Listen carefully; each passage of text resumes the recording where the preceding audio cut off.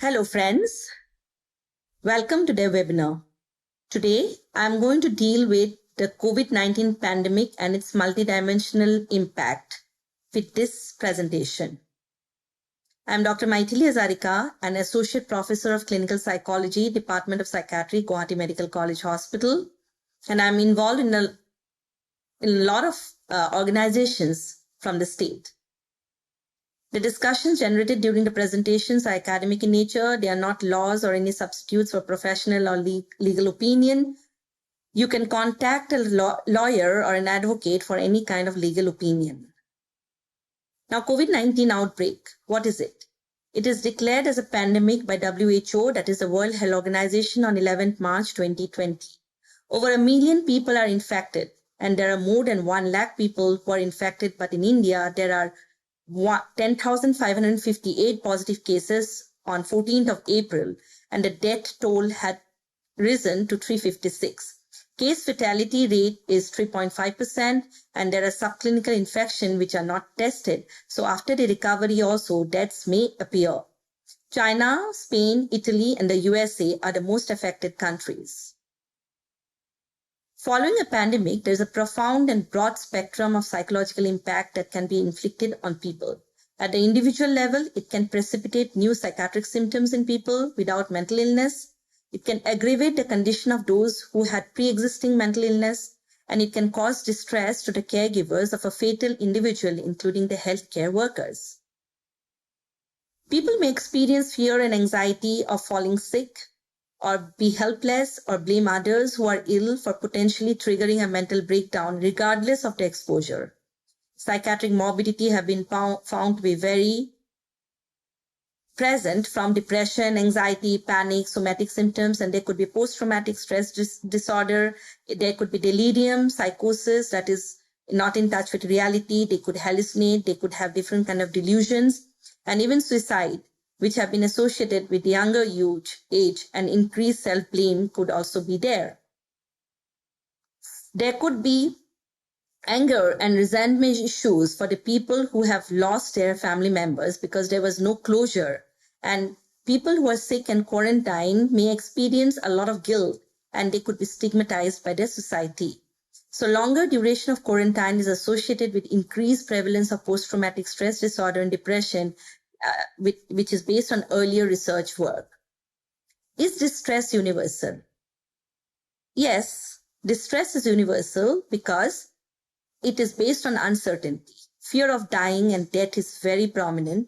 This kind of an event is unprepared. We were not prepared for this. It is very sudden, which has never happened before. Lack of adequate knowledge. We do not know the manner of transmission. Do we know to a certain extent about the transmission through droplets, through air, through contact with the COVID-19 people? But there are a lot of researchers' work is going on to have an adequate knowledge about the transmission process, about the disease process. We people are non-adaptable and non-flexible people. The sudden change in our routine makes us very, very anxious. And there could be guilt issues, like certain things we have not done in the past. As a profession, we had not chosen the right profession. So these could be different kind of guilt in us, which may lead to some kind of existential anxiety, like life is non-meaningful. It is better to die, and what is this life? And these kind of different kind of anxious thoughts are percolating. And on the top of this issue is that there is no treatment for COVID-19 yet. So the anxiety is very, very high, because if there is no treatment, the cure also becomes very, very difficult. And social isolation and distancing are the only weapons to cure oneself. Pandemic causes panic. So though it is a normal reaction to an abnormal situation, the panic, the anxiety, the fear among the general population may lead to a crisis, and that crisis may lead to breakdowns in people. We have to minimize the media exposure and seek information from trusted and authenticated sources, because finding opportunities to amplify positive and hopeful stories is very important. So we have to know about the cases of recovery rather than the cases of loss. We need to stay connected to people, to family members on a daily basis through social networking. There could be uncertainty, so unorganized our lives are becoming. We should keep regular routines, schedule our days well, keep ourselves busy in different kind of activities like relaxation, yoga, prayer, dance, singing, and keep a regular social routine, when to call whom and what kind of agenda to be taken. If we are people who go to the office, we have to do our office work in a room away from our bedrooms in a very, very formal and a structured manner. And we should eat healthy food and keep our immune system intact. We should build up our resilience. So pre-existing mental illness, that is the 10% of the population who had mental illness, will relapse due to the extreme stress. So there could be non-availability of medication, and the stopping of medication may give rise to a lot of mental illness. So telemedicine has been started. So we should start taking help of telemedicine, that is medicine over the telephone. People with substance abuse may have a lot of problem because of non-availability of alcohol, tobacco, drugs during lockdown. So it can cause withdrawal and other health issues. So they need sometimes emergency help. Before you go to any hospital, we have to know and take telemedicine consultation for any of our issues, and call our family doctor and doctor friends. We should not medicate ourselves without any prescription and consultation. We should not use any kind of drugs and alcohol during distress. Post-pandemic mental health issues are also very serious. There is a high possibility of having mental health problems in the form of depression, post-trauma, increased use of alcohol because of isolation that we had experienced, because of the quarantine, because of the stigma and discrimination towards us when we were quarantined or when we were in isolation. Violence and grief and financial problems could elicit a lot of different kind of mental health problems.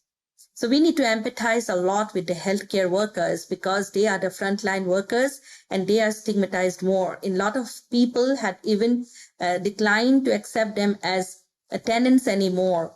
So these are certain issues that has to be dealt very sensitively, and healthcare workers needs a lot of encouragement and motivation during this stress. So we need to empathize with them. At the community level, there could be distrust among each other. With the closure of community services negatively impacting the economy, many people end up with financial loss, further intensifying the negative emotions like hatred, anger, and hostility. Internationally, we have seen that stigma and blaming other communities, and there could be a lot of communal unrest. We should keep ourselves away from all these and not have any kind of discussions on religious issues and communal issues. There's increased rumination of contacting the disease because internationally a lot of countries have failed in controlling this disease. So we also feel panicked at times, thinking that our country also is going into the same direction, or we may have COVID as soon as the other people are having through community transmission. So this can profoundly remodel people's behavior and social interaction. Feeling of helplessness when in anxiety can often motivate people to use unproven methods and remedies that may be detrimental, like suicide and substance abuse. So the need for the hour is that most of the countries have focused on controlling the disease curve with much lower attention on mental health. But research suggests that mental health issues are very, very significant. So a multidisciplinary mental health scheme is necessary to curb down the consequences of the pandemic and to deal with the process of recovery. Teams should comprise of psychiatrists, clinical psychologists, psychiatric social worker, and counselor, and it ranges from psychiatric clinics in all hospitals, private psychiatry, psychotherapy clinics, friendly counseling centers, and telecounseling. This is a standard structured operating procedure which we have started in Guwahati Medical College and Hospital. This should be read by everybody, and also other guidelines that are provided by the healthcare professionals to know about the COVID-19 disease causes, transmission, and what are the different protective equipments and process that we have to undergo, and also educate the people in need. Thank you very much.